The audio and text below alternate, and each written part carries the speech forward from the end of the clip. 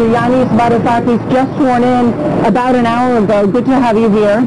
Your first order of business as the new finance minister of Greece. To find ways of ending the vicious cycle, which is costing the average Greek so much, costing the average European citizen an arm and a leg to sustain this extended pretend, and creating dark forces throughout the continent, and especially in this country that fought tooth and nail against the Nazis as a Nazi party in third place in this parliament behind us. This is the hostage. But this is what happens when you humiliate a nation and you don't give it any hope. The tonality coming out of Brussels is they don't want to do a lot of the things that you're supposedly going to propose, such as a haircut or a reduction in the debt. What are you going to tell them? That is not my impression from conversations that we've had recently. For instance, yesterday I had a splendid exchange on the phone with Mr. President, the head of Europe, and we found within seconds common ground.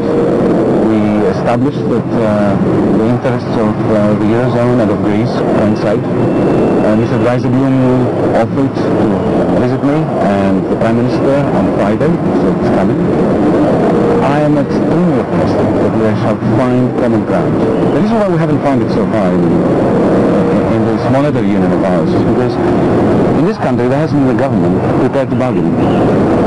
We are prepared to bargain, and you see, when you are prepared to bargain, the other side then enters into negotiations that are efficient in finding a solution.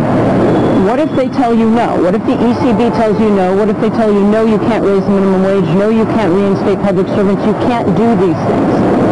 What are you going to do? It doesn't work on the basis of yes or no. For example, you owe the ECB, this country, €6.5 billion between July and August. Are you not going to pay? Well, if you look at the existing agreement recognizes that we can't pay. And it imposes upon us a very strange notion that as a bankrupt state, we must borrow money from our partners, even more money than they've already given us, to repay a central bank which is in the process of printing 1 trillion euros. Now, you only have to state this to realize that this is not a God-given, divine imperative which Europe shouldn't be discussing. How can I look the German, the Slovak, the Finnish taxpayer in the eye and say, you know that I can't really repay you the money I've already borrowed from you?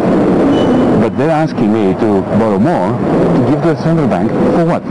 Not for money that we borrowed from the central bank, but for monetary operations that Mr. Trichet, the previous head of the ECB, carried out, which failed, and from which Greece never benefited, not by 1 year. One final question. Some are calling your economic policy an economic policy of blackmail. What do you say to them? I reject it wholeheartedly, not because I feel like being in a rejectionist mood, but because it's not true. Our position involves no blackmail, no bluffs, no threats.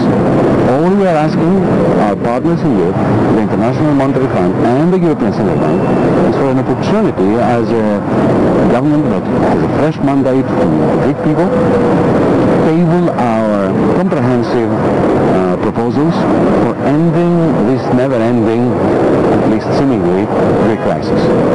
Europe behaves democratically and has a tradition of finding common ground for Europeans. We have no doubt that this is what's going to happen.